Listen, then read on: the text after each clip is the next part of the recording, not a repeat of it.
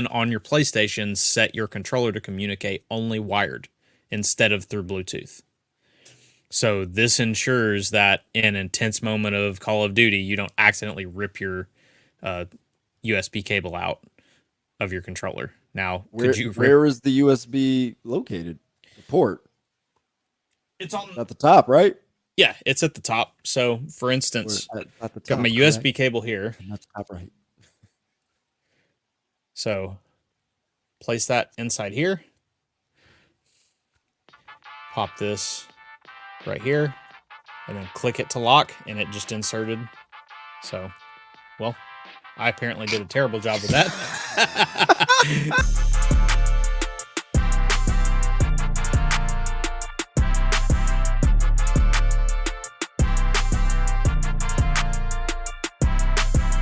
Welcome to the Gaming Trend Podcast, the official podcast of GamingTrend.com. My name is Anthony Shelton, and I am joined by David Burdett. Hello there. And Noah Rigsby. I'm back. I'm still alive, but I'm back. Yay. In this podcast, we talk about the latest games we could get our hands on. We talk about games in our backlog we should have played a long time ago, and games you absolutely need to play. We also squeeze in news now. So this week, we're actually going to talk about a little hardware because David got his hands on the DualSense Edge. And This month has been Shadow Drop month for me because I've been playing Hi-Fi Rush, but also I dipped into the Metroid Prime Remastered, which Shadow dropped yesterday at the time of this recording. And then Noah, you've been playing One Piece Odyssey, but you also have a new game that you demoed as well. I forget the name of it. What was it? Sea of Stars. It got a Shadow Drop demo at the Direct. So lots of new stuff happening. It's the year of the Shadow Drop. Come on, PlayStation. You can Shadow Drop something too for me. Spider-Man 2. That ain't happening. Can you imagine? That would be insane. I'd lose it. Quite literally. We all would. I think so. So that's what we're going to talk about this week. So let's get into the games. Well, actually, let's talk about not even the games. Let's talk about the hardware first. David, you got your hands on the DualSense Edge. How do your hands feel? Yes. They feel pretty darn good, actually. This is the carrying case that they put it in. One of the coolest things, at least to me, is they went with the matte white hard shell. So this is different than the Elite controller in that it is a very sturdy case. Like the Elite controller definitely comes in a sturdy soft shell case, but there's just something about a nice hard shell case, knowing that nothing's going to happen unless, I run it over, which that is not going to happen. But this is the nice, pretty case here that has everything all nice inside. One of the things I do love is they do include a spot for you to put a replacement thumbstick, as you have replaceable thumbsticks on the DualSense Edge. But then I've got the actual, for all of our video watchers, got the actual nice, clean. It's a very clean design, which the DualSense already has a nice design to it, but it just looks even more clean in person. And with the Edge part, for those who are just listening, the front part is shiny. It's glossy finish. Yep. Which that isn't the black part that covers the thumbsticks, that is nice and shiny. Which the fun thing, again, for our video watchers, the front actually pops off. I think I just released that. No, I did not. Well, I'm just waiting for it to just crumble. And David just starts crying. Just start crying. No.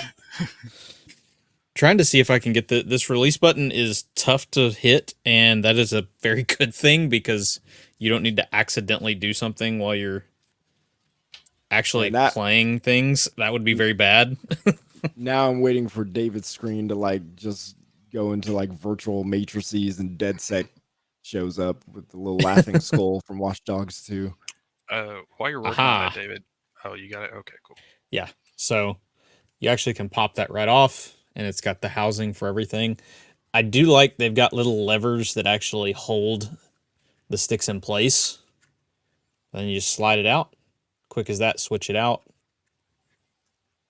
Pop it right back into place, and then just pop down the thing, the lever, and then you just, as quickly as anything, just pop that right back into place. So very quick. I'm actually very happy with the price of the sticks. $20. That is all PlayStation is Okay. charging for the replacement thumbstick That's per stick. modules. Yes, yeah, per stick, which, in my opinion, at least for such an important part of a controller, is not that bad. See how drifty they are. Yep, I don't expect exactly. them to be. No, and they are very finely tuned. Like these feel really, really nice. One of the things I really like is that PlayStation added software, which I need to come to PC. That is actually something in my review that I bring up, is that I'm very disappointed in the lack of PC support for this thing, because you plug it up and it just acts like a DualSense. like there's no button on the thing to remap any of your buttons. So you're And it stuck having doesn't to plug recommend. up to your PlayStation and remap things. Like it'll recognize it if you've mapped them on your PlayStation. Right, but it won't recognize the back paddles or thing or the extra It buttons. unless you've previously mapped them. Like it'll recognize them unless you haven't actually put the work in to map them. Hmm. But you have to have a PlayStation to do that. So I would not suggest buying this. Well, I'm not going to say I wouldn't suggest buying it if you're just planning on using it with PC. You're going to get more use out of it with a PlayStation. But I did have to spend a couple bucks on DSX on Steam, which is a mod. It's essentially a modding tool for controllers, so that you can make sure that you're getting the right emulation through. So it already recognizes the DualSense Edge, and you can use it to remap everything. One of the cool things is I was even able to make it so the lighting on the controller actually pulsed through all the different colors. So it kind of did like a cool rainbow RGB kind of thing. So The really, really laser neat. action there. Yep, a little bit. The interesting thing with the paddles, like they feel better now that I've used them for a little bit, but they are much more buttony than the, if it makes sense, than Yeah, than the explain Elite buttony. controller. It feels more like they're a press. I like that word. Like I press them, and it doesn't feel like I feel like a paddle. It's more that I'm pulling on it, if that makes sense. Like the ones that are underneath my Elite controller. Like you're having Like to there's, squeeze it yeah, more. that I'm more pulling at it. This, it feels more like I'm just pressing, like Okay, a okay, direct gotcha. press, I as get that, opposed yeah. to, Okay. yeah. So these are more button feeling than the others, which these are just like the Elite. They come out very easily. But But with the I really Elite, like, I'm just curious because I haven't used the Elite. Even though it feels like you're pulling it, is the response only there after you've pulled it all the way, or is there like a buffer like you've pulled it halfway and it responds? you still feel a similar click, but it feel like I said, it still feels more like a pull on a lever, as opposed to these, which feel more like I'm just pressing a button, And so to so speak. Like that makes the edge feel better. to me, it doesn't. Like, and I think some of it may be that I do have a bit smaller of hands. I'm a shorter dude and everything, so I think that these, just the ergonomics of these levers, paddles, whatever you want to call them, they just don't feel as good to me as they do on the Elite. And it might be just where they are sitting. I feel like the Elite, they really perfectly put those into place, like where your fingers are going to be most optimally. Where this, it doesn't feel as optimized for where your fingers are going to be, maybe, or at least where my fingers are going to be. Okay. But the other side of it, trying to get it up there, these I like, because these have more of the pull feeling, and they have just a nice click to them. For the half dome, I call them the studs, and they just have a really nice clicky feel to them. So they So do these really these well with studs, it. for those who are listening, they're more like little nubs almost sticking Yep. out of the back middle of the controller instead of the side of it. It looks like. Yep. So, and your fingers are already right there, so it's a very comfortable resting spot for everything. Beyond that, on the How back, I'm sure sensitive every are they? Because I feel like if I were playing something and my fingers were just resting there just to play, I might accidentally click it. Is it I don't feel like it's something that you don't have that almost where they are resting, at least for me. There's not that extra muscle tension feel, if that makes sense. Yep. Like I don't feel like it's that actuation point of if I'm like gripping, I don't feel like I'm pressing them. Okay. And maybe I've used the Elite controller for a long time, so I may just have trained myself very well to not accidentally press things. No, I've But never used either yeah, of the. I won't get an edge. It'll be a while yeah, before I get an elite. So the way they're placed, they look like it's perfectly exactly where you yep, want to rest your fingers if you're holding that. Like it looks like a natural resting place, even if yep, they weren't buttons. It actually looks like a place where you could just comfortably rest your fingers while you're holding the controller. yep. So I just wonder, if like you talked about tension, would they respond? But I guess you did say they pull. So because they pull, if you do grip your controller in a tense moment, it's not going to react because you're kind of pushing your Yeah. fingers in, not necessarily out. Yeah. Well, and I think this is the grip. So like you would accidentally pull, you're gonna pull like that. But when you put your fingers out right here, it's any grip is going to be more in your bottom two fingers. Okay, yeah, that makes Like sense. so it's the way that your fingers are positioned that keep it from being so much of a issue. But I can at least say that I haven't had any issues with it with playing. Like I played a whole lot of COD with it, and playing Call of Duty because I don't have four because I like to use the all four. I had to use my sticks to actually melee or initiate sprint. Um, pressing that did not pressing those did not make me accidentally hit the back buttons. So I was doing a little more having to grip a little harder because I'm using the sticks, but it didn't get in the way of me using the back buttons. So the other thing that I really love about these for our visual people is the trigger locks, which is one of my favorite things with any controller. And there are 3 different spots so that you can stop the pull, adjust your pull distance when you're playing. I like having the very quick hair trigger lock kind of style where it's a very quick pull up for shooting at somebody and whatnot, and these do it really well. The triggers already feel really good on the DualSense, and I've used 2 different controllers and reviewed 2 different controllers where they've removed the adaptive triggers completely. So it's almost a mouse click when you're using those triggers.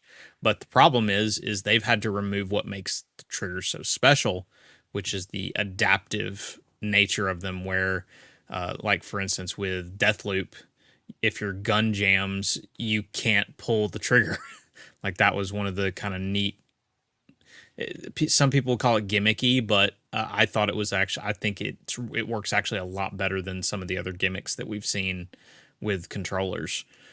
And the cool thing with this is I get my trigger locks, but because I can adjust everything, I don't lose that adaptive nature of these triggers. I don't lose haptics because it's a professional controller, and most pro controllers remove that kind of stuff from them. It's just a very nice feel that they've given to this controller and maintain some of the how special the DualSense itself is.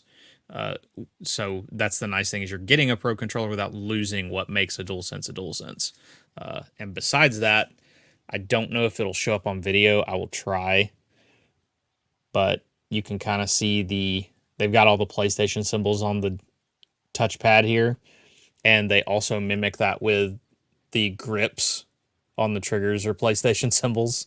And then, of course, they put little tiny PlayStation symbols as your grips along the DualSense. So it's a That's the very, original DualSense, also, right? yeah. Well, they didn't do it with the touchpad or with the trigger grips.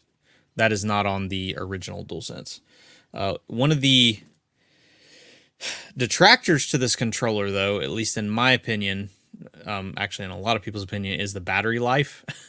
The battery life is at best about 6 hours, Oh, and at worst can be 4. So it's right in the 5 range is your median, and that's not good for any controller. The DualSense usually is about 6 to 8, so it's a little less than a regular DualSense, and that's because they did put a bit of a had to, I guess, with the hardware they had to smash a smaller battery into it. So yes, it is abysmal.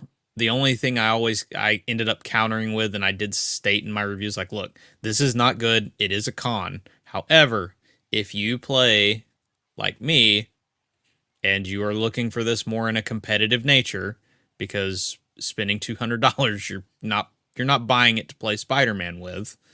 You're buying it because you want to play better at Call of Duty.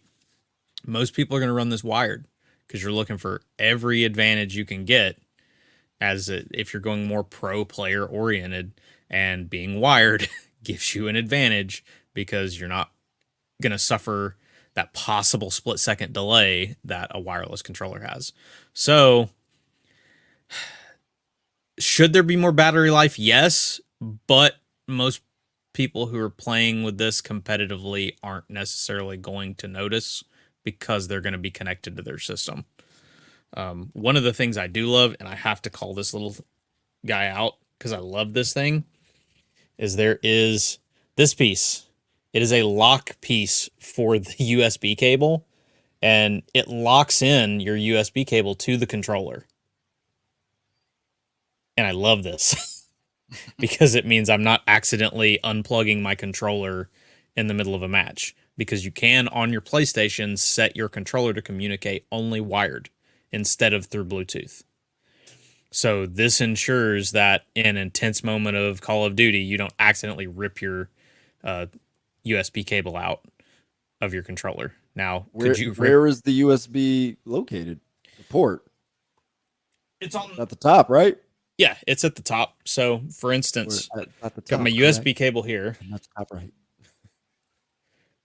So, place that inside here.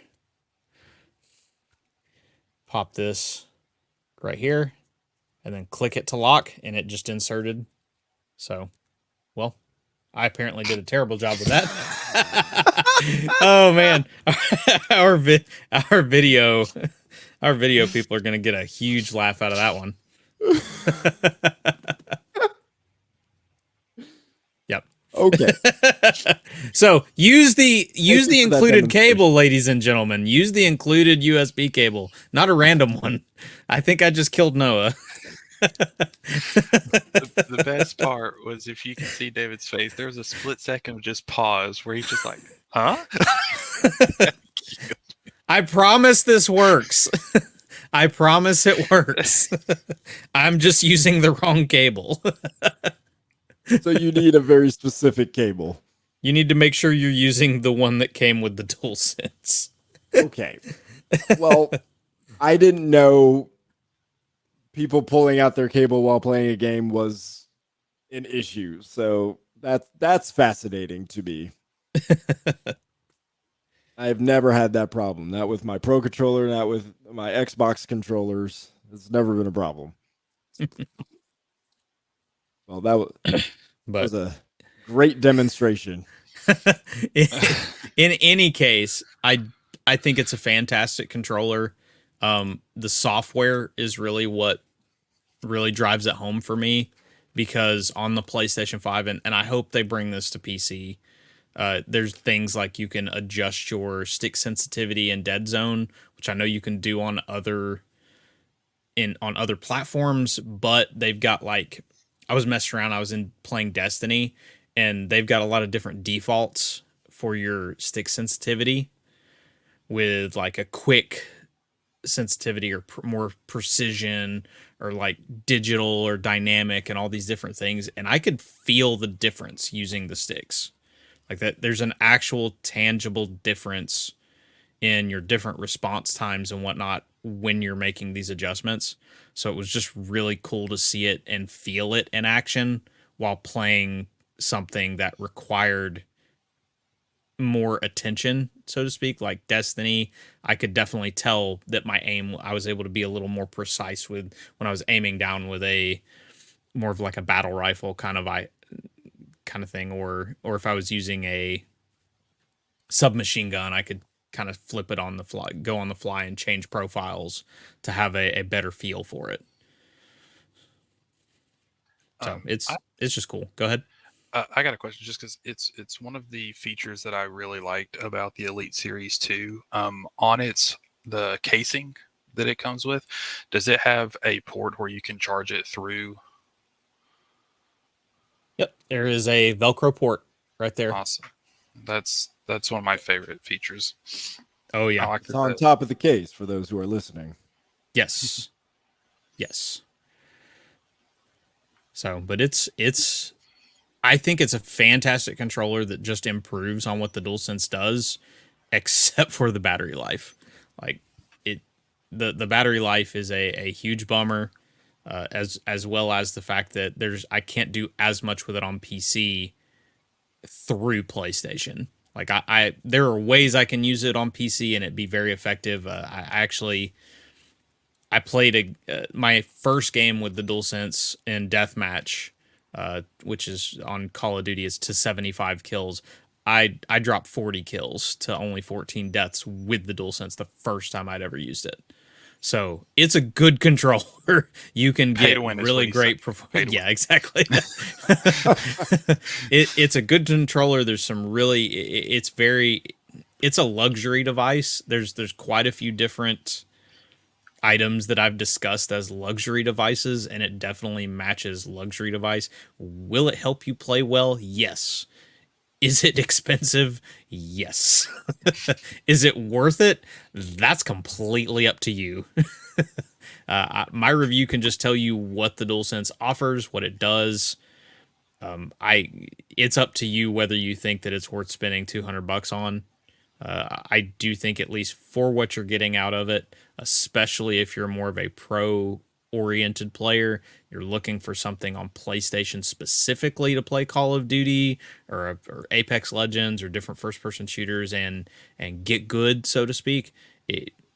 It's you don't have a lot of options to choose from already, but this is certainly a premium option that you're going to get a good bang for your buck out of.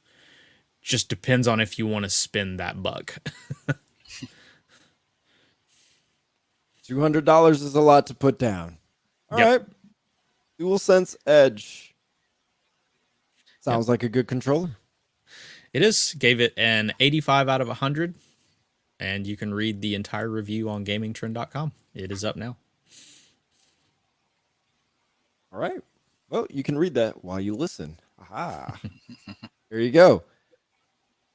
All right. Well, I have been spoiled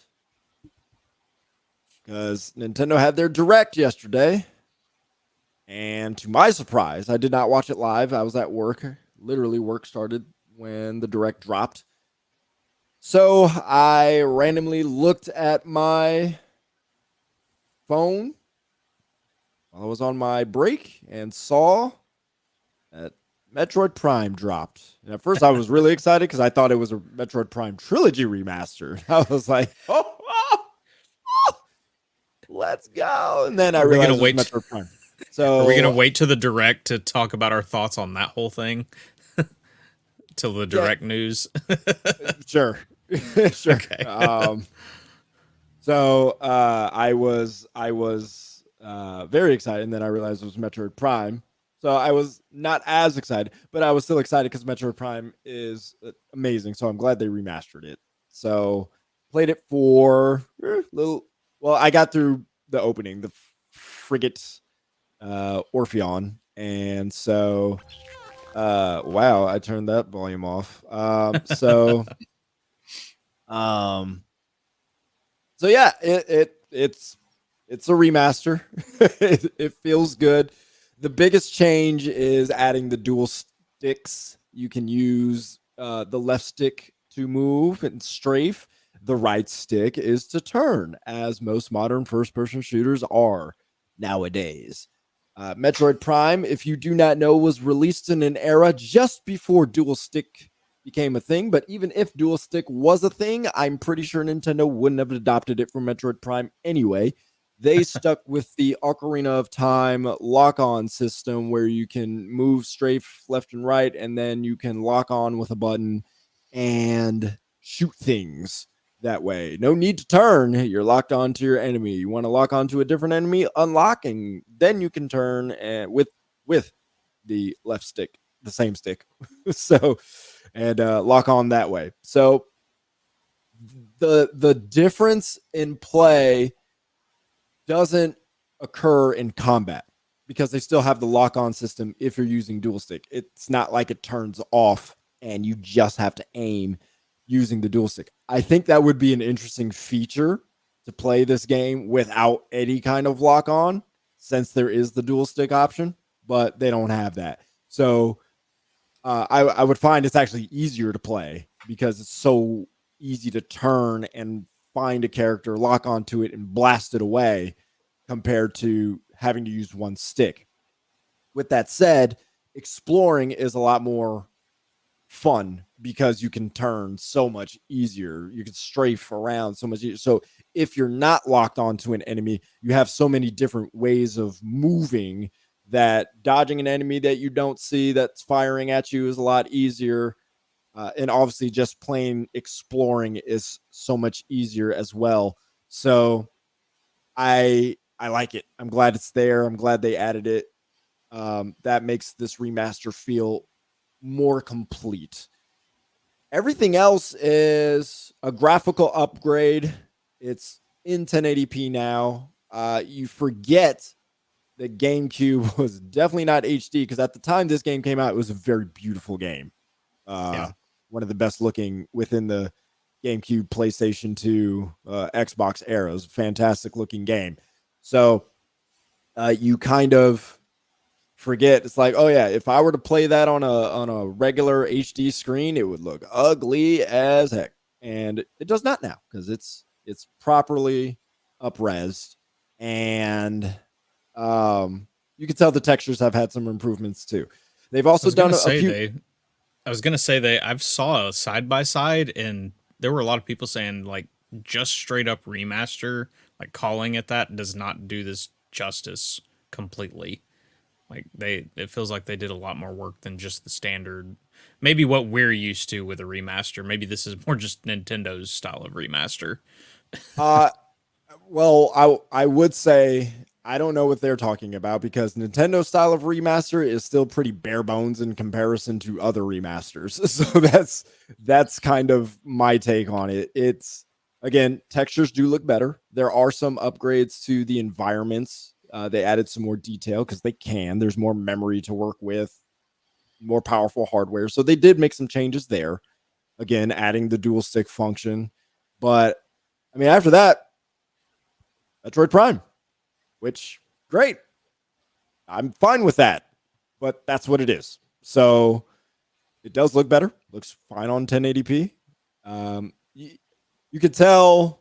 I mean, it looks like it's from the GameCube era. There's still, blockiness you see, like they didn't improve the polygon count, we'll say it that way. Yeah. So texture wise everything does look better. Polygon count wise it still looks like it's from the GameCube era. Fine, I don't have a problem with that. I'm just saying that's what you're getting. With other remasters for other games, at least ones with this kind of three-dimensional detail, you're going to get a little increased polygon count, up res, 1080, all that, HD, all that, depending. So, but I will say this is one of the best remasters Nintendo has done. This one looks like they put in far more effort than they've done for this than something like the Super Mario 3D All-Star That was more or less just ported, and that's it. Ported and put it up HD, and Mario Sunshine had a few changes because the controller was different. So they put in the work for that. So I can't wait to play more of this and see what everything looks like. Metroid Prime is in my top 10 of games of all time. So I couldn't wait. I bought it as soon as I got home. I was like, all right, this, and it is every bit as good as I want it to be. Just know, it is. I think it's the best port for Metroid Prime so far. So it works very, very well. Do you think someone that is new to the Prime series, do you think this is a good way to entry, I guess, into this? Metroid Prime, I think, is the best one among the trilogy. Uh, Prime 2, there's a lot more exploration and puzzle, and it's harder, which that's fine. It's just it's a different way to do Metroid Prime, and then Corruption goes more. Um, they try to go more back to Prime in terms of how a balance of combat and puzzle, mostly combat. It just it's just not as good. Level design isn't as good. Um, Mystery isn't as much at that point. I'm not sure why. It's one I'd have to go back and really like dig deep on it. But yeah, this would be the way to start if you want to play Metroid Prime, because everything is set up in a way of like you've never played this kind of Metroid before. Nintendo did a really good job of like introducing you and letting you fumble around without dumping you into it so you can figure out how to play it, how the controls feel. So you get to do all of that with the dual stick function now. So I mean, you can see in my gameplay, I'm still kind of fumbling around with it because there are certain buttons that are embedded into my brain. It's like, this is the button I press for this, kind of slightly changed a little bit. So it's like, oh yeah. So like my hands are used to what I would press on GameCube. And it's like those buttons are kind of switched around a little bit with the Pro controller. So just where I naturally feel where where my finger goes, it's like, oh, that's not the button I need to press. The same button is just in a different spot. So, but because of the way it's set up, it allows you that time to get used to it without, bombarding you with all the stuff. See, like I just went into the morph ball, like, because my brain is like, this is the button for that. Nope, nope, nope, that's not Nope, it anymore. that's not it. So, yep. So yeah, this is the perfect game to start with. I would recommend anybody who's interested in playing Metroid Prime like this. This is the version to play. Cool. Yeah, it looks great. All right, Noah, what have you been playing? Well, I spoke before. Let me pull up the notes because I have some things I specifically want to hit. I spoke before. One Piece. I started off, with Odyssey and stuff, and I was able to beat it. My review is up on the site, so if somebody wants to know my full thoughts about me ranting about how wonderful One Piece is, you can go and get bored there. But yeah, so the and I talked about it in my review. My final thoughts. The main question that I went into was, is this a good One Piece game? And then is it a good just RPG in general? And coming out of it, I ended it with, it is a fantastic One Piece game that if you know the material and stuff, you will obviously get a ton more out of it in your experience. But also, it is a great intro into the franchise if you are just a casual RPG gamer or if you're interested in the genre. Because that genre can be very intimidating with, the hours and hours that you can spend in these, and some of the combat systems can get pretty in depth. So the game is very easy, except for like some of the end game bosses are a little more, you have to think um, about it. But yeah, overall, it's just a fantastic and really, really well done experience. Um, I gave it an 85, which I think is very fair, especially considering it felt like a love letter to the fans. That was the main thing I got away from it. Um, the visual style, I think people will really like. It's very aesthetically pleasing. if anyone has played any of the Dragon Quest games, um, I thought it was very comparable in terms of art style to the Dragon Quest series. So Fascinating. I yeah, think it's it so. was. I think it's so similar to Tales of Arise. See, I thought Tales was a little bit more refined, Oh, that's like more fair. Yeah. detailed. But Yeah. Yeah, that's fair. I think in terms of like, I guess I looking at like the NPCs in the world, I got a little bit more Dragon Questy vibes, but Okay. Yeah, okay. that's me exploring the worlds and stuff. Um, Storyline wise, I thought it was the I hate saying typical because it sounds boring, but the standard of One Piece stories in their arcs is very similar to the game. It was a very good story. You know, you shipwreck on this island, and the mystery of the game is what's going on with this mysterious island that you just shipwreck on. You meet some really good characters that are fleshed out. One Piece does a great job of Neil Druckmann. I feel like he gets One Piece because he loves humanizing villains. Um, and one thing, you know, storyline spoilers, you know, free. They One Piece always does a great job of humanizing their villains and making them more complex than just, oh, I'm a bad guy doing bad guy things, which is makes you invest a lot more when you can get the other side of the story or you learn things. One of the memes of One Piece is every character has a, you know, 3 hour long backstory that makes you cry your eyes out. You know, every character has a tragic backstory, so it's par for the course.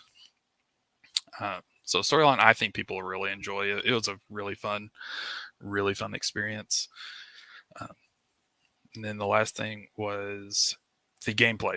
I'm going to talk about it because it just got better and better as it went on. A lot of times with um, rock paper scissors style combat system, it can get kind of boring and bland because I just have to match up, you know, the event. You want to be advantageous in your battles, but they kind of gated your powers, so you got a little bit stronger as you progress through the story, and that unlocked new abilities, and that actually changed up the combat quite a bit.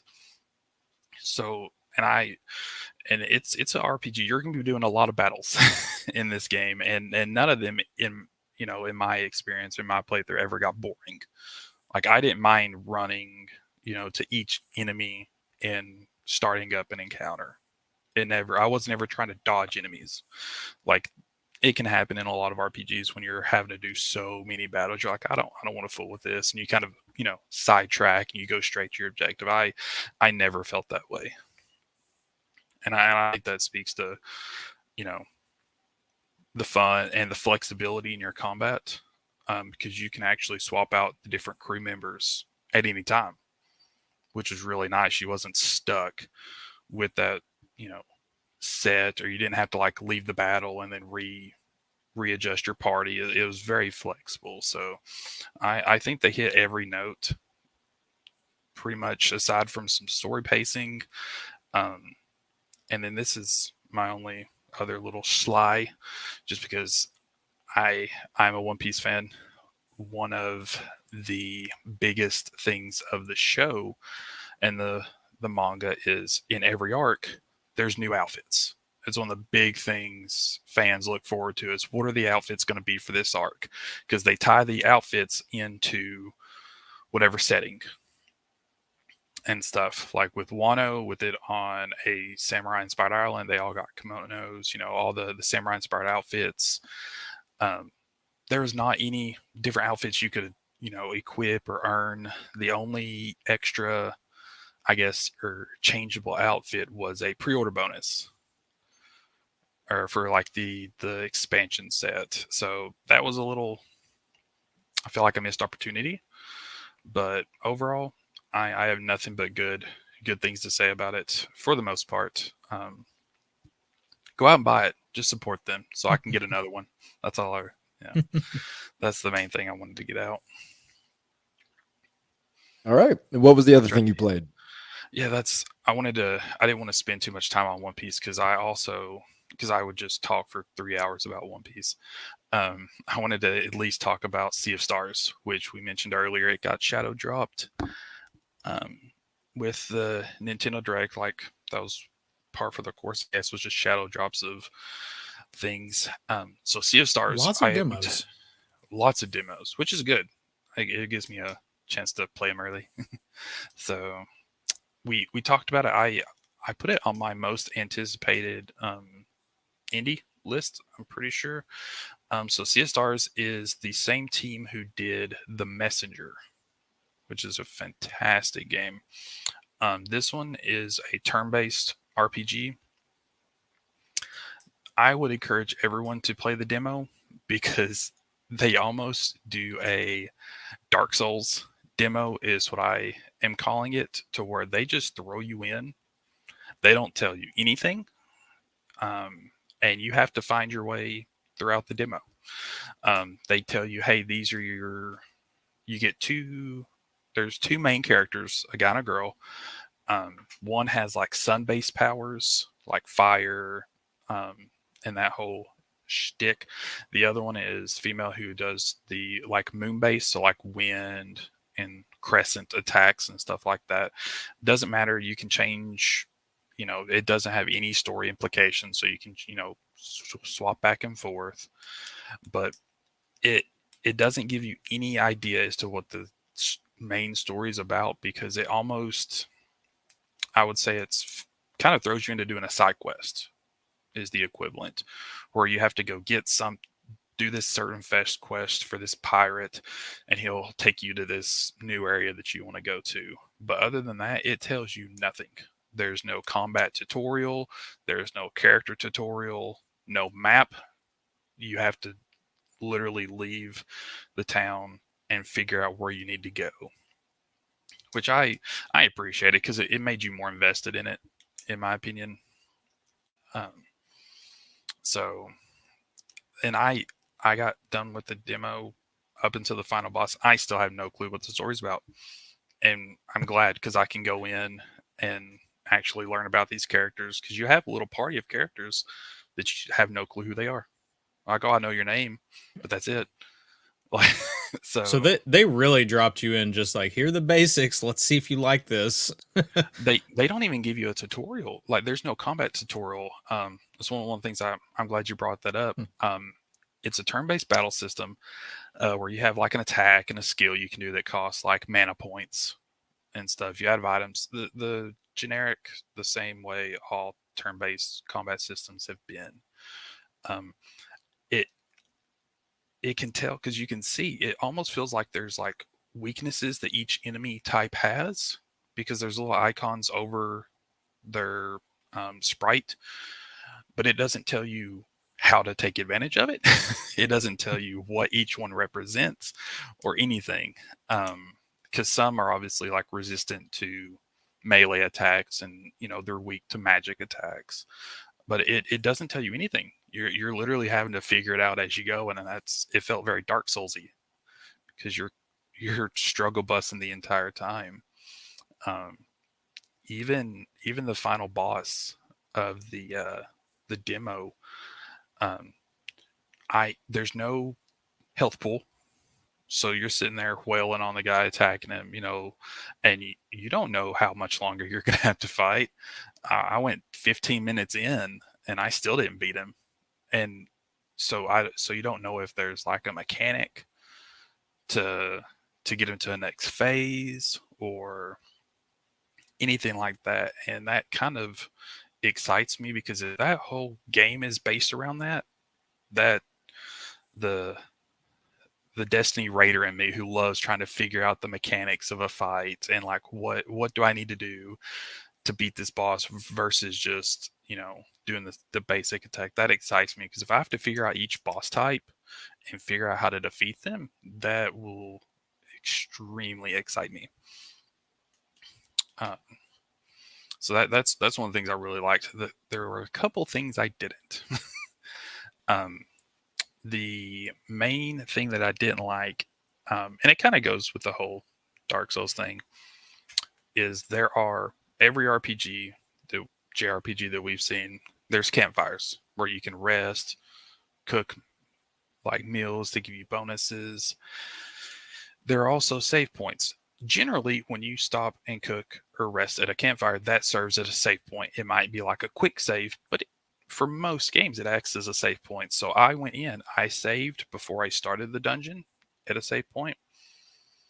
After each floor of the dungeon, I went back, rested, got my health back, got my mana points back, proceeded, expecting like, okay, it's fine. If I die, I'll just restart the floor. Got to the very final boss, went through, couldn't figure out how to beat him. So I died. It took me back to before I started the dungeon. And that didn't feel good because I know you want to do the Dark Souls thing, but like, I think that's one you could have left me a little note, like a little sign that said, hey, campfires don't save as, don't work as save points. Well, even Dark Souls like does somewhat of a save, I think, when you light the fire at the least. Yeah. Like it's just, it would have been like a nice little thing to let us know. But other than that, it's great. I'm looking forward to the rest of the game. It's like a almost 2D, 3D world you'll explore. Like there's little areas that you're like, can I climb that? And so you're gonna, go and explore, and then you're able to, hey, I can actually climb that. So it definitely lends itself for exploration in the worlds. It's like a mixture of 2D, 3D, which is really cool. From leaving each like city, it has an overworld, which I didn't even know. So it's like a top-down overworld, and you have your little characters who will trot along to the next area. So yeah, I totally dug the demo. I'm gonna unfortunately go back and start the dungeon over once we get off this podcast. That means it's good at least. Yeah, like I am totally fine with content being hard as long as I am given a reason to go back and try again.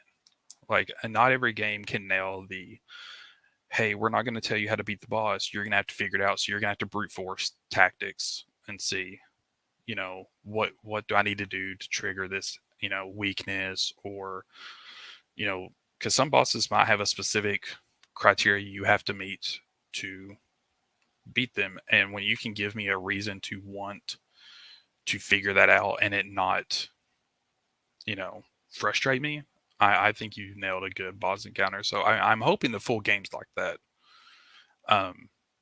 The demo was very self-aware, so I'm hoping they know what they're doing in terms of keeping everything the same, because there's parts of the city you'll want to go and explore, and it's like, sorry, this is closed off for people in the demo. Like things like that kind of cracked me up. So yeah, go down to download the demo. It's a great time, and it makes me really excited for the full release.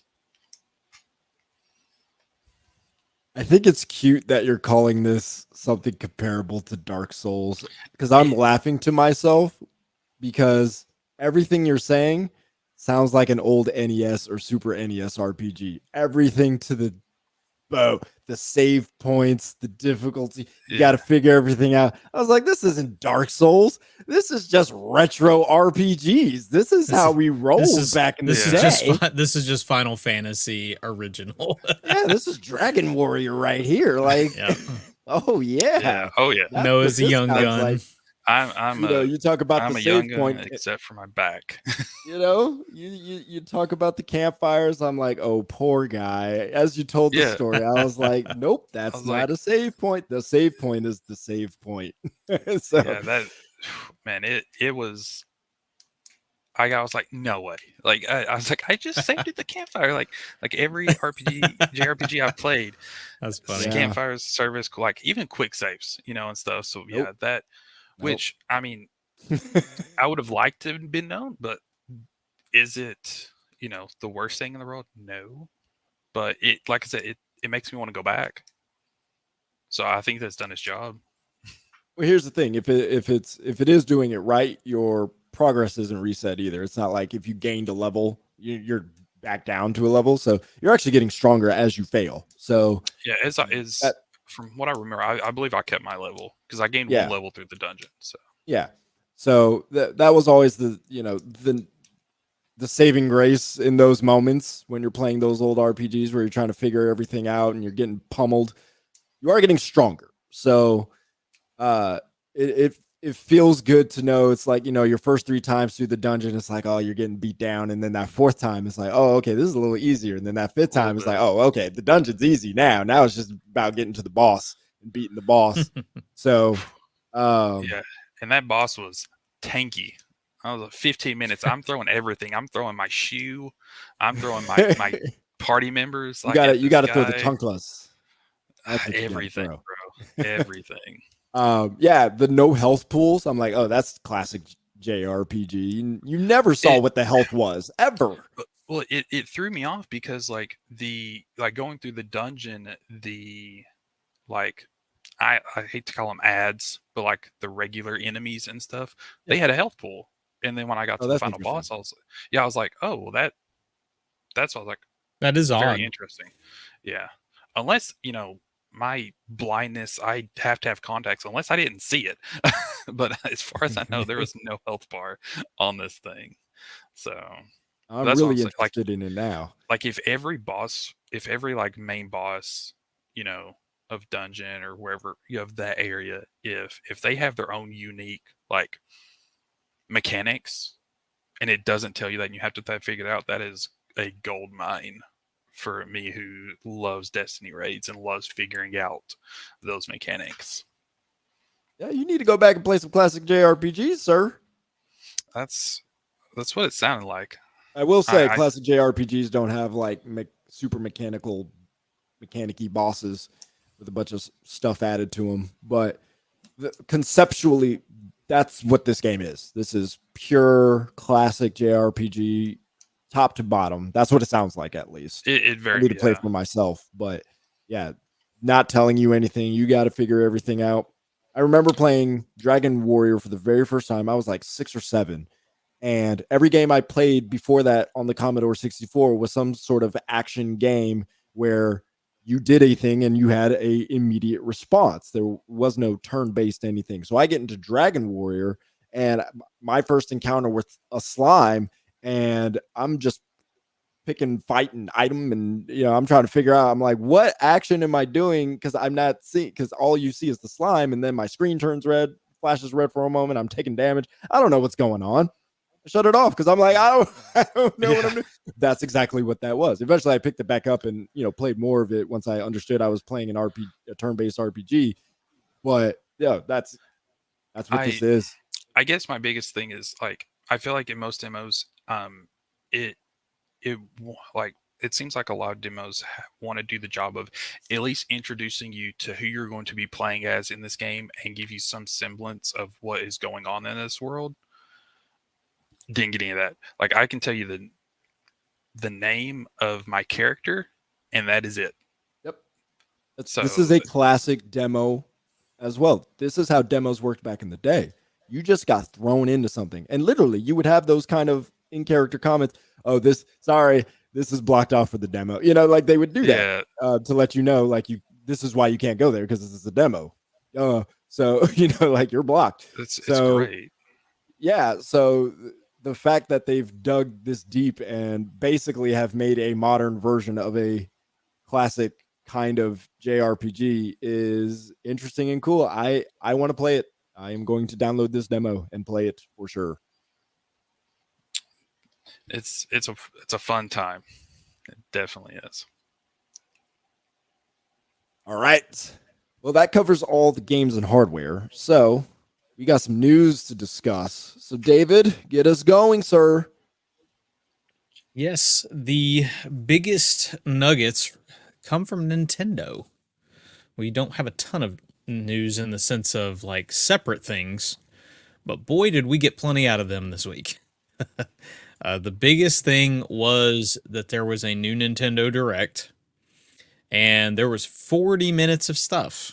Now, I'll be honest, I don't think that everything that was there was really for me, so I didn't come away as impressed with some things, but there was a lot there for a lot of people, and I have some other thoughts at the end of this on what they had to offer. First off, we got and this is going more on the big side of announcements down.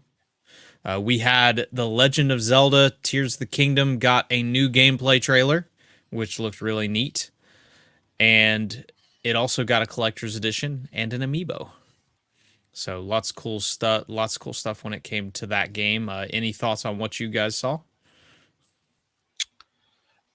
I mean, I, I had pretty low expectations going in. I didn't expect any like bombshells or any like revelations with them saying a lot of this was or it was dedicated to the first half of 2023, and so I wasn't expecting any huge reveals, AAA reveals, I should say.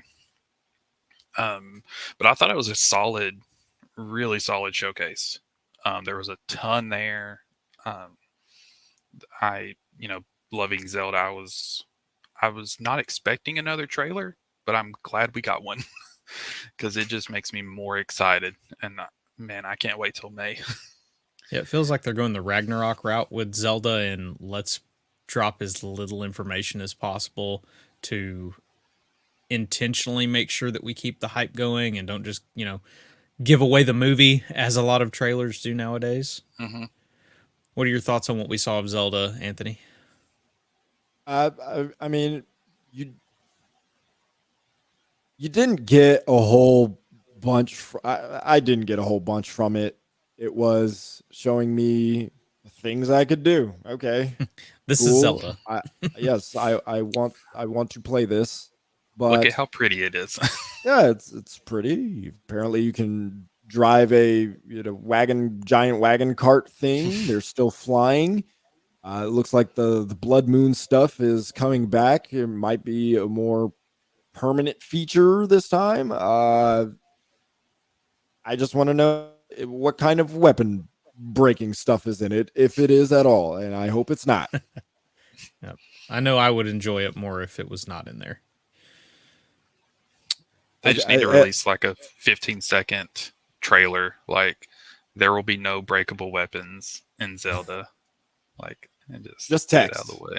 It's like Yeah. background with like the Hyrule symbol, and then it slowly And- reveals no weapon breaking. And they all cheered. Yeah.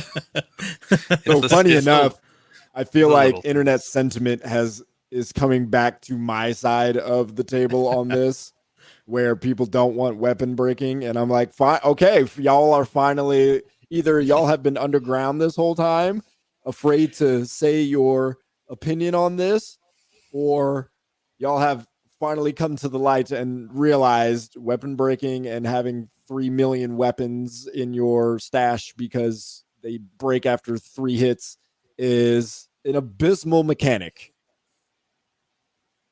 Yeah, that's I I don't I didn't even care as much for it in Dying Light, but at least it made sense that it was a feature. Like it makes less sense in a Zelda game to me. Like zombie apocalypse, we're cobbling together melee weapons. Okay, I get that they might bust after a while. Yeah. All right. The second big rock that was there was, Metroid Prime Remastered. We don't got to go into a long discussion of that, but I'm pretty sure that blew a lot of people's minds. Mainly the fact of this is available now. That was pretty big. The only thing that irks me a teeny bit is that it's not the trilogy, and that they're probably going to release this piecemeal, and you're going to end up spending $120 for all 3 Metroid Prime games. That I am not a fan of in the slightest, because most of the time you get these, like, I remember when the Uncharted ports came to PlayStation for the little remaster port kind of thing that they did. There were 3 of them, all 3 on the same disc, and I don't even remember if it was a full 60. It may have been full 60, but even still, at least it's 3 games. I appreciate at least the fact that Nintendo didn't decide to charge full $60 on the Prime Remaster, but knowing that there are 2 more and they're going to be released piecemeal and we're going to spend twice as much, it isn't exactly please, sir, can I have some more? Because it makes you worry, especially considering this is probably the route going forward for any of their other games. It could. I think it's actually they're trying to, what's the word I'm looking for? Uh I want to say spare time. That's not the word I'm looking for. Just make space before Metroid Prime Yeah. 4. So like we're gonna give Yeah. you this stuff. We're still working on Metroid Prime 4. So in the meantime, how about you guys enjoy these remasters? Yeah, Guess trying my to question would appease. be my question would be too though, because you made a really good point there. How much longer are we gonna have to wait for Prime 4 if they're splitting these up? I mean, are we gonna get one of these a year? Are we gonna get one of these every 6 months? Like till Prime 4? Like I'm curious on that. Like how far is Prime 4 away? I have no idea. You saw they took down the pre-order, but they also took down the pre-order for Tears of the Kingdom around the same time. So I don't Yep. know if that's coincidence, irony. I don't know, but who knows? Guess we'll find out hopefully sooner rather than later, but Nintendo will do it in their own time because that is Nintendo. Yeah, on their terms. When you least expect it, that is when it will happen. Some other good news, Pikmin 4. It's coming out in July 21st. Very quick release date. That's one of the things that I love about Nintendo is usually if they are going to take the time to show something off, it's probably close to ready. And they told us that Pikmin 4 was coming during the last direct, which I believe was probably September or so of last year. Told us that it was a very basic, hey, Pikmin 4 is coming, and then right away this year, hey, it's coming out in the next couple of months. So that's really cool. I never got into the series, but I do like the camera angle. I like the whole dog creature that you'll have with you. Looked really neat. The ice Pikmin that can freeze enemies in water. That seems like it'll be a nice addition to the menagerie that you have with you of Pikmin. So it just Nintendo games are just so unique, and Pikmin is one of those games, and this just looks like it looks like the perfect break game, if that makes sense. Like I've been playing all these other random titles. Pikmin just seems like it'd be a good game to just sit back and just chill with. Agreed. I've never played Yeah. Pikmin, so I've always Except for wanted some of to. those bosses. Some of those bosses look like they're pulled out of horror games. Like that one with 4 legs and looked like its head thingy was underneath it or whatever. That's kind of creepy. I wish I would have played Pikmin earlier. It was always a choice growing up of this game or just, no, I'm going to pick up Metroid Prime over Pikmin. Yes. Yeah. Yeah, when you've got a lot to choose from, especially as a child, you're going to go with what's more familiar. When you don't have a lot to choose, your choices are a lot, but your choices are few. Yep. And then your choices are often based around time when you're older too. So it's like, do I have the time to play this game? I have the money. Yeah. But do I have the time? Yeah, the time. Speaking of time and the reason I should not resubscribe to Nintendo Switch Online, Game Boy and Game Boy Advance games are now available on the Nintendo Switch. Game Boy is specifically added for Switch Online, whereas Advance you will have to pay the extra for the Switch Online expansion pass, which I have to say, I'm at least happy to see that they've continued to support the expansion pass and make it worthwhile. Like adding stuff like that makes it worthwhile. They've also had, I believe, the Animal Crossing pass for the DLC, as well as the Mario Kart pass is also available through that, correct, Anthony? Yes, it is. So, like, I remember us having a discussion on the podcast of how terrible the Nintendo expansion pass was, and they've built it into something that, there's still some some more that they can do, but and of course their online service in general needs to be better. I saw a joke yesterday where they said that Elon Musk was celebrating the Nintendo Direct, so he let Nintendo's online run Twitter. Um, that, for everybody who doesn't know, that's when Twitter completely broke. Just crushed. So there's a lot. Nintendo has a far ways to go, at least in terms of on the actual network offering. But as far as value for subscribing to the expansion pass, things like this, like the Game Boy Advance stuff and whatnot, that makes it more worth it. At least in my opinion. What say y'all? They're giving you a reason. They're at least continuing to support and give you a reason to at least look at picking it up. It's not like they just added it and then they put in a few things and abandoned it. So, Well, they're not I think Google. yeah, that's true. Yeah, I think it's a Or good, Steam or Valve. yeah, it's a good, good addition. And the more that they can, put the retro stuff on there, I think is just always going to be a positive. I believe they said they were going to put this stuff on there. Now they're executing it. So the value piece is there. It is. Uh, I mean, I always saw it. It was just all right. When is it coming? So it was one of those things where they built the store, they put merchandise in the store. There's just not enough merchandise to justify going into the store and buying it. So now that there's more merchandise, it's more valuable. So that's how I feel about it. They got a lot of good Game Boy Advance games on there that I want to play. Golden Sun being one of them for sure. So it's more enticing. I'm on somebody's family plan, so I am at the point where I might want to hit them up and hey, I'll pay for the expansion pass if you want. So I just need the money. So but yeah, I'm intrigued. You can play online with games like Mario Kart Super Circuit, so that's interesting. Online for Nintendo, so it's not going to be great, but you can, so that's fine. But it is becoming more valuable, and as they add more games, it will become more valuable. They're going to add the right games, so we can expect that.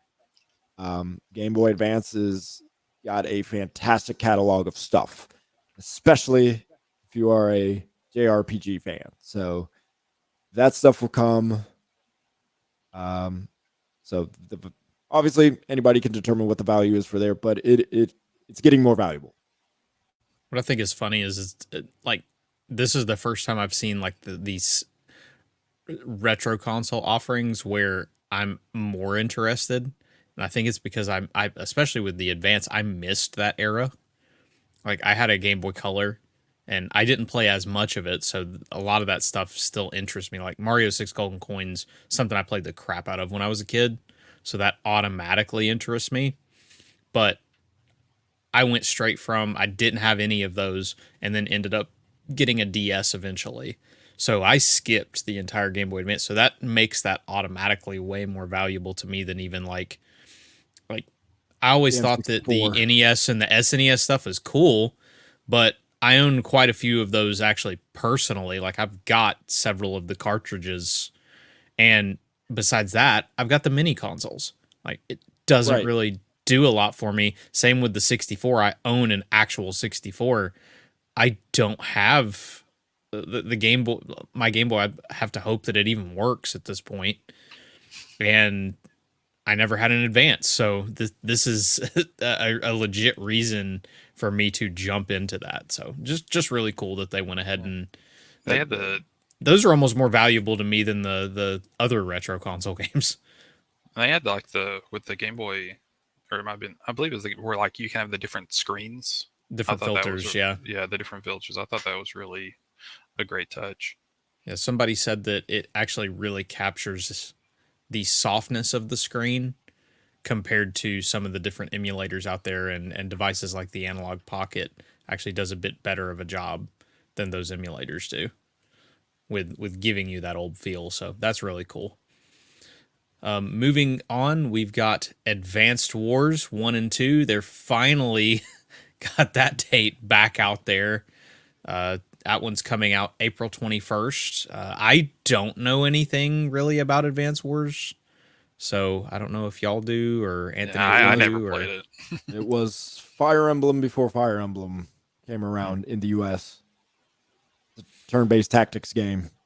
Well regarded. So looks neat. It's not necessarily my kind of thing, but I know a lot of people are very excited for this to finally be coming out. I know some of the delay was there is some correlations with it and some of the war stuff that's been going on. And I think that was some of the delays was just to make sure that they were being sensitive during certain things going on. So I don't know. There may have even been working behind the scenes to lessen the similarities. So I guess we will see once the game actually comes out. Beyond that, Mario Kart 8 Deluxe, the Yoshi's Island, and Birdo Wave 4 have released. We also got to see Splatoon 3's expansion pass. That one I have a little bit more to say on because it brings us back to Inkopolis in the first wave of it, and it looks like it's more or less just a social hub, if I'm not mistaken. I couldn't tell what they were doing with it, honestly. Like, I'm very confused. I think it is you're going back to Inkopolis, and I imagine you might be able to play old maps. That would be the only thing I could guess. I was assuming that something like that. If it's only just the social hub, then to me that's a huge lose on that one. Well, there really isn't a social hub in any of the Splatoons. You can see what people have drawn or what they've said, but there's not really direct communication with other players. I'm not even sure if those avatars are actually other players because they just kind of stand around. It's not like Destiny where you're seeing people hop around and do random emotes and stuff at their when they want to. So to bring back Inkopolis, and ultimately it's just you're entering different stores of the old characters, and that's it. That's okay. That's what's the point? So I think it has to be old maps is really the selling point. But that didn't detail much of anything. If it's just a social hub, like that's an update, not a paid part of a game. In my opinion, I am interested in the side order single player thing because it's the whole black with how Splatoon is so colorful. And this being some black and white kind of thing, you got to imagine that's going to work its way into the story. And it's just, I like that. But they did a great job with their single player expansion to Splatoon 2. So it'll be. I'm sure they always find a way to make it real fun. So, any thoughts on either of those DLCs or expansions beyond what we've talked about? Not for me. You guys pretty much covered it. I most of your guys' opinions are like my verbatim. So Kirby's Return to Dreamland Deluxe. We got a new trailer for that, as well as a demo on this day of demos from Nintendo Direct, and that one is coming out actually in just almost 2 weeks, February 24th. I'm surprised that's not an event name, Day of the Demo. That'd be pretty. Been. It should have been. It really felt like that. It was day of the demo. Like there was a lot hitting. Very much. But it's Kirby, and it's old school side scroller Kirby, so I'm always down for more Kirby. Yeah, that's pretty much same. I mean, I'll be playing Sea of Stars demo, but yeah, it's fine. Yep.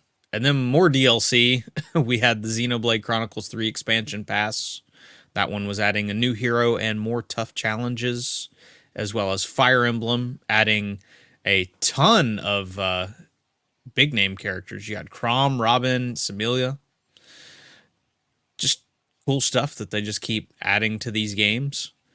Disney Illusion Island reminds me a little bit of Rayman Legends, at least in terms of the styling of it. Maybe not exactly in the fast pace that Rayman Legends has, but that kind of a platformer. And we've got Mickey, Minnie, Goofy, and Donald Duck, just each one with different abilities and whatnot, jumping around, platforming. That one looks like it'll be a fun little game. It's coming out July 28th. We already discussed Sea of Stars. That got a demo, but we also got a release date. That one is actually a little later than I would have expected, coming out in August. August 29th was the actual release date for that one. Octopath Traveler 2 also got a demo, which that one is coming out sooner. That's February 24th.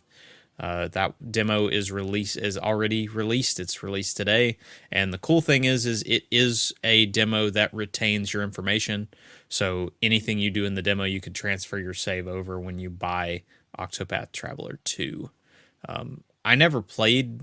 Well, I played a little bit of the original demo for Octopath Traveler. Have either of you played the game, or obviously I'd assume we haven't played the demo yet? I've not. I played a little bit of the first one and stuff, but time constraints, you just don't get to play everything. It's a unique take, I guess, with the multiple storylines and stuff. It's a beautiful game. The combat in it's great. The characters are a joy just from the little that I played the first. So there's not a reason not to look forward to the second one. Cool. We got a new Bayonetta Origins trailer, which that one comes out on March 17th. We also, one that looks awesome, and it's great to see that they're continuing to support this game, Dead Cells Return to Castlevania. That one's coming out March 6th. But the DLC, that's actually looking really good. Like, if you're a side-scroller fan or just Castlevania fan, like, it's looking pretty cool. But Dead Cells is good already. So Yep. adding that element and use and with the music, the inspiration, and then Dead Cells being Dead Cells, I can't imagine this is going to be bad. No. Yeah. It just seems like the perfect combo. Yeah, it's the collab that I would have. If someone's like, "Oh, what kind of DLC do you think we should do for Dead Cells?" I would have never thought Castlevania, but now that that I'm like, that's perfect. Is a perfect pairing. I mean, you For can sure. tell Dead Cells is inspired at least a little bit by Castlevania. You can tell they've looked at Castlevania, have the level design, the attack move, all there is some Castlevania flavor in there already. So for them, it was a matter of, can we land this? Because this is what we want. That's what it feels like, and that's why it looks like it's gonna work so well. Yep, for sure. I'm going to try and fly through these pretty quickly that are left, because there was, once again, 40 minutes worth of stuff. There was a lot that they talked about. Etrian Odyssey Origins Collection. We got the 3 original games coming to the Nintendo Switch. I'm probably saying this completely wrong, but Baten Kaitos 1 and 2. Ten Kaitos, yeah. Those are they have an HD remaster that's bringing forward 2 GameCube classics. Now, the cool thing I've seen a lot on Twitter, I'm not, once again, not my kind of game, but it seems like a lot of people are very excited that those games are coming back. I am. So glad that Never got a to play it cult classic originally. is making it back. Tron Identity, we're getting interestingly enough, a visual novel style of a Tron game. So I'm a Tron fan, so I'll probably play this on PC whenever it comes out. But if it comes to Switch first, every chance I might go ahead and jump in on it, because I love those kind of games. They're chill games that you can just kind of. I love dialogue based games, so that should be fun. Professor Layton, that's coming back. The New World of Steam. I love the old Professor Layton games on DS, so very excited that Professor Layton is coming back, even though we don't really know anything beyond they're coming back and there's a title. There's a title, yeah. Samba de Amigo, Anthony's newest party game that he can't wait to play. Get that shake in there after some Just Dance. No, I'm good. I remember. I'll do the He's at not rhythm amused. ball. I remember I remember this game coming to the Wii, and I remember making fun of it constantly. It looks so funny. I'm sure there are a lot of people who will have some fun with it. It's just not going to be me. It's one of those games where I But- wonder, like Fast and the Furious, how did you get a sequel and another one Yeah. and another one? I don't know. why How this in a is so- world where I do not have Bloodborne 2 is there a Samba de Amigo 2? Especially because, I mean, there's a lot going on in this. Like, there's even online like component to this game. It may not run well because it's running through Nintendo Online, but it's still got It's Samba one. de Amigo. It should It's that still, should be fine. Dear Lord. yeah. It just kind of blows you away that think that we've- just yeah. I think Yeah, we're at a getting to that. sensitive spot with David. Bloodborne 2, Fine. man. Bloodborne 2. Heck, I'll take regular Bloodborne with 60 FPS or PC port, like whatever. Life is Strange. Dev, don't nod. They It's announced strange, Harmony isn't it? the We Fall. got Samba de Amigo Yeah. sequel before Bloodborne. There you go. Harmony the Fall of Reverie got announced. I did not. I think I was too busy freaking out over something else at that point that had been shown, and I did not see this trailer that well. Did either of you get to watch this trailer a little more Yeah, it looks closely than I did? I didn't get to. It looks interesting. I want to see what this world is about, but there's not a ton of detail to it. So I know I that don't remember the premise of it, but I remember it looked interesting. Yeah. Anytime that Don't Nod has their hands on something, you know that there's going to be a really good narrative behind it at the least. So I would imagine, especially since it seems like this is pushing for narrative to be its main component, we should get something really good out of this. Fantasy Life, another one where you're building stuff and crafting and all kinds of different stuff. Another game that I have not really sunk time into, but it looks like David Flynn is head over heels for this one. So excited that he got Fantasy Life. We Love Katamari coming back. Anybody who likes to roll up the galaxy and then give it to their dad, yeah. That's your genre. Ghost Trick, Phantom Detective. I remember this game on my iPad. So this is kind of just a fun little game that should be interesting. I'm always curious with these games how much they're going to cost, because I'm pretty sure I paid $4.99 on this on my iPad. So if this is an HD remaster and it's like $30, then it is certainly being overcharged. Omega Strikers, free to play. It's just priced competitively for mobile. That's all that is. Yeah. Omega Strikers, free to play online multiplayer soccer and air hockey, coming out April 27th, not October. We've got Fashion Dreamer coming out, so you can show off your style. Style. You can be the fashion influencer.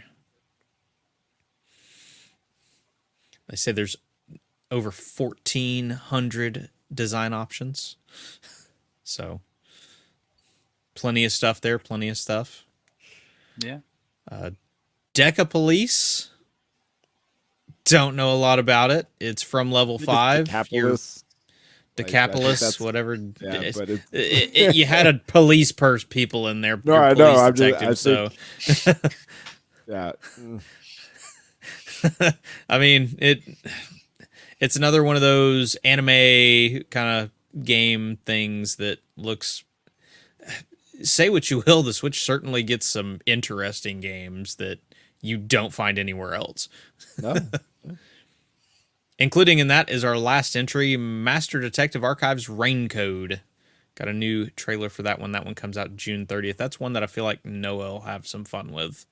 Just Yeah, it's the the Danganronpa guys, so yep. it'll be a good It time.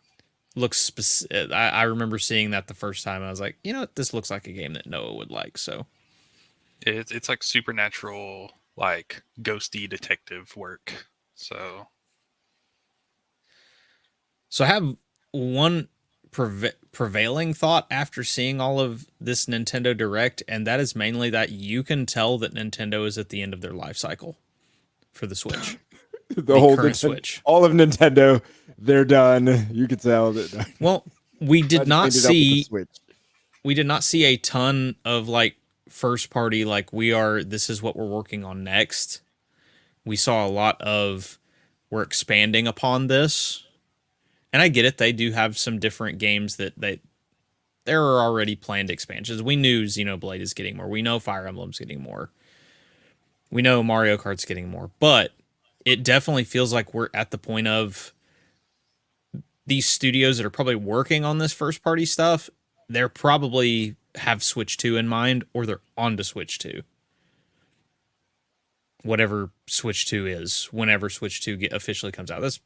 We're probably seeing Switch 2 next year is my guess. Because from the financials, it does look like you're eventually going to get to the point where your market is starting to get saturated. Even if you're selling a lot, you're just selling less. You're not peaking anymore. But to me, we're for 40 minutes of a Nintendo Direct, we really didn't get anything brand new. Like nothing in the show, at least first party, nothing in the show was brand new. We already knew that Zelda was coming out. Metroid Prime is a remaster, so you could count it, but you can't really. And then Pikmin 4, we already knew was coming out. So it's going to be very interesting to see just how this cycle continues, especially because your one more thing was Zelda. I get that Zelda's your big thing, but like Noah said, you really didn't have to do that. Or you could have saved it for something Zelda centric that would possibly happen here in the next couple months, and then kind of talk about what's coming next. So this is going to be a very interesting holiday for Nintendo to see what comes after July, because all we've got is up to July, which I didn't expect more because they said it's mostly focused on the first half of the year. But yeah. I do feel like we're not getting Mario Odyssey 2 announced at E3 Bro, I'm right to come here. out. I'm sorry. I'm sorry. Sitting I'm here right too. I think a lot of this stuff is going to be cross-gen. I think there's a good chance you'll see them developing these things for both consoles, but I do think we're kind of at the point where they're prepping it, and this to me kind of says that they're prepping for what's next, because we didn't get a lot of first party offerings, which Nintendo's pretty darn good at. hmm I have I think like for me it was I was trying to set my expectations because I didn't expect them to drop anything like big first party new with them saying it was going to be first half. I had big expectations for their summer direct, like whenever Summer Games Fest rolls around and they inevitably do a direct then that's when I'm going to have high expectations, like okay, what's next, you know. And I think that's when we'll really see whether, if we're getting stuff that could be cross gen or not, like you said. But yeah, I agree with, I think in the next year, sorry, I think we'll get Switch 2. It's time. Like, we love the Switch. It's time. I have two takeaways on this, and on what you said, David, and they both go in opposite directions. One is we've seen this from Nintendo before, where they show the one first party thing amongst a bunch of other third party or second party stuff. And that was probably year 3. I want to say year 3, 4 of the Switch, and it was kind of like Nintendo, where's your stuff? We're not seeing it anywhere. So to me, historically, this may not be the end. Nintendo Switch just hit the third highest selling console of all time, including handhelds. It might be that Nintendo wants to stretch this out as long as possible. I think if they were to leave it on the market for another 2 years, that it could become the number one selling console of all time over the PlayStation 2, if it, which that was on the market for 13 years before it was finally pulled. So, make that, and it's entirely possible they release a new console with the Switch still existing. But I feel like Nintendo historically, usually when they move on to the next console, they move on to the next console. So, um, so there's that. It might still have 3 more years on it. However, and I wasn't going to bring this up until the next news topic, but I will say this because this is just a ancillary thought. It's a good lead into.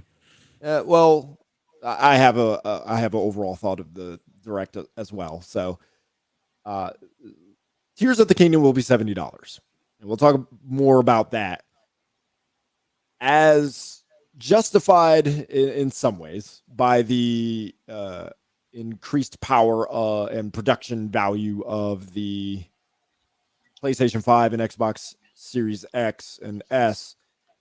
People could kind of see that connection. All right, more powerful console, higher production, game cost going up. All right. Switch has obviously not. It is not doing that. OLED does not do that. So Tears of the Kingdom being $70 perhaps could be also a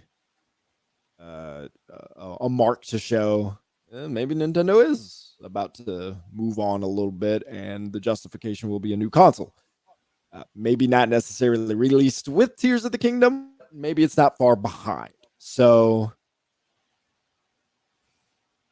those are two different thoughts that I have about the situation. I don't know which one I think I land on the this is what Nintendo has done before, so I'm not shocked more than the maybe this is a precursor to to the new console, but the possibility could be there. No thoughts on that? Okay. So No, they're good points. Yeah, they're very valid. So yeah, like I could see them, you know, I hate to, draw the comparison, but like kind of how Avengers Endgame stuck in the theaters for a really long time just so it could take that top spot. I could see Nintendo trying to stretch out the Switch's life cycle to take that number one selling console spot. But I And then also Sony releases the PS2 again, to just again like Avatar did. Avatar did, yeah, just to retake it, yeah. So I I think though what I'm hoping for, I think it's time to move on to the Switch too. I think it's had a good run, but it's time. is that how we felt about the PlayStation 2? Like it was like, oh, it's time. I don't know. Maybe because it feels so underpowered compared to everything else. But That's probably more what it is. Hmm. well, my overall thought takeaway on the Nintendo Direct was if you're wondering why you haven't been seeing GameCube games on Nintendo Online, we now know why. Because they're going to be remastering them more than likely. So Yep. obviously we got the Metroid Prime remaster. I am shocked by the Bot and Kaitos remasters 1 and 2. That's not what I expected. It's fine. It's great. Don't have a problem with it. But clearly, remasters for GameCube games, that's probably going to be the direction. I'm fine with it. I feel like GameCube games are in that era where they probably wouldn't age well. Like N64, it's so old, it almost has that nostalgic SNES, NES type of feel to it at this point for people who are younger than us playing and who like started with early 3D games. That was their NES age where it's just like, man, these are just, really low poly stuff. And, that's That's what we grew up on. It's so wonky you can't take it seriously anyway. Yeah. Like you get to So GameCube and it's like, you were trying. I can't really play this anymore. that, and I think remastering an N64 game is probably more work than remastering a GameCube game because there were so many Yeah. tricks and weird things that they had to do to make these 3D games look even as decent as they did. While you've, I mean, if you've been on YouTube and you care about this stuff, like you've seen weird stuff, uh, people who like chronicle and are really into programming and are really into development, they got all kinds of videos of different N64 games showing the different weird things that they had to do to make stuff work in that. By the time you get to the GameCube, PlayStation 2, Xbox era, there's probably a little less of that. There's still some of it going on, but remastering it, probably not as difficult. So it makes more sense to remaster GameCube games than really port them over in their non HD state and let you play them on Switch, which would probably look even ugly on handheld mode. So I get it. It obviously that's more expensive, but for us, more expensive for us overall. But I'm fine with it. It's like plumbing. You're not paying for the parts, you're paying for the labor. So, you know, that that's my take from the whole direct. Yeah, I just want to get, if they do GameCube, there are just so many different games that I want to see remasters of, like the original Luigi's Mansion, the Wind Waker, obviously, Twilight Princess, which those two already have ports that they did to the Wii U, so you got to imagine those will be even easier. I'm kind of surprised that they have not made their way over to the Switch yet, because, again, Zelda fans will pay almost anything for a Zelda game, which leading into that is why Nintendo is charging $70 for Zelda, because we saw, I believe it was an interview with Game Informer, and they said that it will be a case-by-case basis that they decide the price points of these games. Oh, I didn't know that. Because Yeah. Pikmin 4 is $60. Why? People are not paying $70 for Pikmin 4. People barely probably want to pay $60 for Pikmin 4. It's just a standard price point, so people are okay with paying $60 for Pikmin 4. Zelda, on the other hand, is The Legend of Zelda. It is the sequel to one of the best, at least in terms of critical success, one of the most critically successful games of all time. A generation changer. We would not have Elden Ring without Breath of the Wild, No, is the way that a lot of people are going to look at it. oh my god. But Breath of the Wild is so successful. Zelda in general is so successful. You're telling me I gotta pay 10 extra bucks for Zelda? Well, I don't like it, but it's Zelda. What am I gonna do? Not buy Zelda? Yeah. That's what they are banking on, because Nintendo fans do not be surprised when Mario Odyssey 2 comes out and it's $70. Why? Because it's Mario, and people will pay for Mario. I'm not going to be surprised if a new Pokemon game comes out and it's $70. Why? Because people will pay $70 for Pokemon. Now, I'll give them at least the credit of they're at least smart enough to say case by case basis and realize that not every game can cost that. We cannot charge $70 for the Advance Wars reboot. We cannot charge $70, for some of these other games that don't have as big of a name. But the classic titles, the titles that are household names, Zelda, Mario, Pokemon, not surprised in the slightest if every one of those things has a $70 price tag on it. Why? Because people will pay for it, and they will ask Nintendo when the next one is coming out. I mean, I guess the silver lining is like, if they're gonna charge $70 for Tears of the Kingdom, for Odyssey 2, whenever that comes out, at least like those are unless something major, they're going to be phenomenal games. So for me, I'm okay with it as long as what I'm getting. And you are why Nintendo is doing this.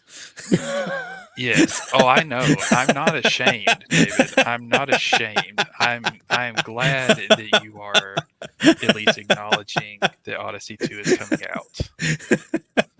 So I think I hey, broke Anthony for all of our audio listeners.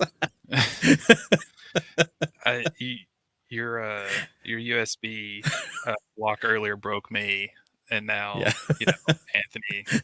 So you're up next. So, but yeah, I mean, I charge $100 for Zelda. I'll pay it. I don't care. I'm not ashamed. I know where I sit on this hill. So That Game Informer article, interview, whatever, changed everything for me because I was, on one hand, I hear the people, and I'm here for the people, saying they're just doing this because they can. And on the other hand, I hear developers and people I know who would tell me, no, it's because of cost of production. That's why $70. Because a while ago, a few months ago, last year, at some point, I put out a tweet when we were talking about all this $70 price increase with the PlayStation 5. And I put out a tweet that they were doing it just cause. And I got developers on my back. One of them is with us, who got on me. They just don't do that. Yes, they do, apparently, because here's Nintendo case basis.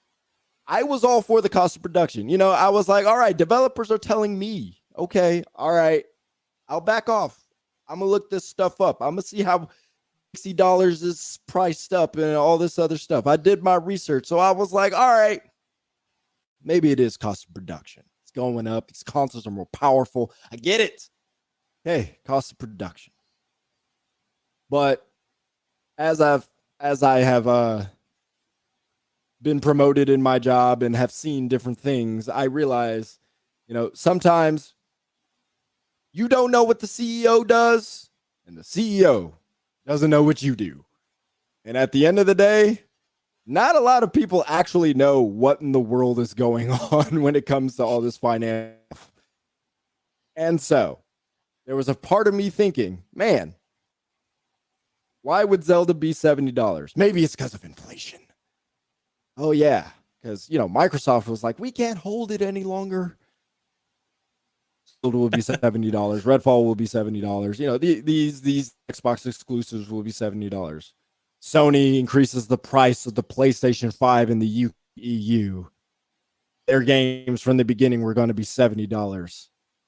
Man, inflation, costs of production. And then Nintendo around. And you tell me, the interview, case by case basis. Well, that just burst the bubble for everybody else. Nintendo is a different company, but Nintendo still answers to shareholders. Don't say case by case basis if inflation isn't getting in the way. That's not how that works. $70 is a choice, people. Okay. I don't care what no developer says, $70 is a choice. Nintendo has proven it. So it's annoying that this. But yes, as you say, David, what are you going to do? Not buy Zelda? Of course you're going to buy Zelda. I'm going to buy Zelda. We're all going to buy Zelda. Okay. That's how the Mario Odyssey 2 is set up. Yes, fine. I'll buy it. Fine. Because Nintendo can get away with it. Because where else you going to play Zelda? You ain't going to play it on the PC. You ain't going to play it on Xbox or PlayStation. Nintendo is the only company that has the IPs that they have and the loyalty to it that they have. And they can leverage the heck out of it. Yep, Sony's getting there with stuff like The Last of Us, and they're not going to give up on Uncharted. They're not, even though Naughty Dog says they're moving on. Sony's not. So, uh, Nintendo knows they can get away with it, and so they're going to charge $70. Boom, there you go.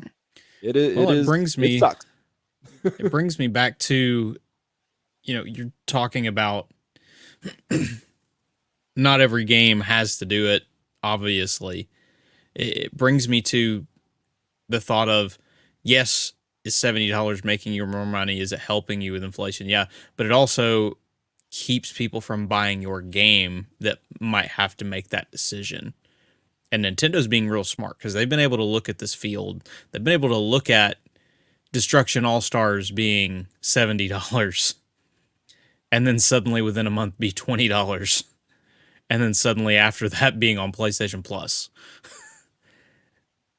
They've been grabbing all this data and looking at all these things, and they realized the amount of people that won't buy Pikmin at $70 versus the amount of people that will buy Pikmin at $60 is not worth the $10.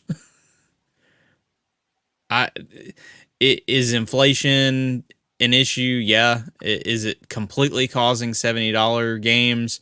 Probably not. But is Nintendo not being one of the smartest companies in the world and saying we will leverage 70 where we know we can get it? Absolutely. Well, because they understand that is the smarter play, because you can't guarantee. Yeah, sales are great, but it's best to get people in on that first wave. Because A, you're making more money, but B, you get that word of mouth out there. Well, yes. Sony knows, Microsoft knows, they could just flat $70 for everything, and yeah, you're either going to buy it or you're not. Nintendo does know their audience, but even still, the idea that it's cost of production and all that. I mean, not every quarter, but even during the $60 period, it's not like they weren't making profits. Yeah. So it's not like they need the $70 to make profits. But at the end of the day, these are publicly traded companies. So in order to increase gains, well, they've done DLC, they've done battle passes, they've done microtransactions, they've done expansions. What else is left? Price hikes. Easy. Because what are they going to do? Not buy the games? Well, of course they're going to buy the games because gamers do that. That's what. But here's the thing with Nintendo. Even if they did price Pikmin at $70, Nintendo doesn't do sales like that. So, which is part of the reason why they do case by case pricing, because they're not dropping the price of Mario Kart. It will remain $60. It is still the highest selling game on the market. Yes, there have been occasional sales. Yes, I bought Mario Kart 8 for $40. But my point is, it doesn't happen often. So because Nintendo doesn't do sales that often, they can put Pikmin at $60 and maybe once a year put it on sale. And more than likely, the people who want Pikmin now, they're going to buy it, and Nintendo will get the max out of that. And then the sales will, every once in a while, will make up for the difference there. Nintendo sales always make me laugh. I think I was talking with Noah and we were like, "Oh, sweet, Zelda's on sale for $60." $60. Yeah, what a steal! Yeah, like, it was just, oh man, it was just, yeah, it's for 60. I paid 70 for it's just sad that's where we're at. The good news out of some of the different out of this is Nintendo did bring back the voucher program for Nintendo Online.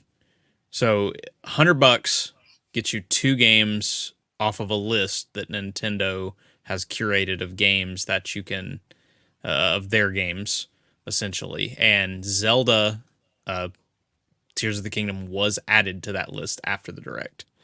So that is a good deal for anybody who is thinking about picking up Zelda digitally, because for 30 more bucks, you can grab either a current game right now with like Pokemon Violet at $60 or whatnot, one of those ones, or you can hold on to it and wait for the next $70 game.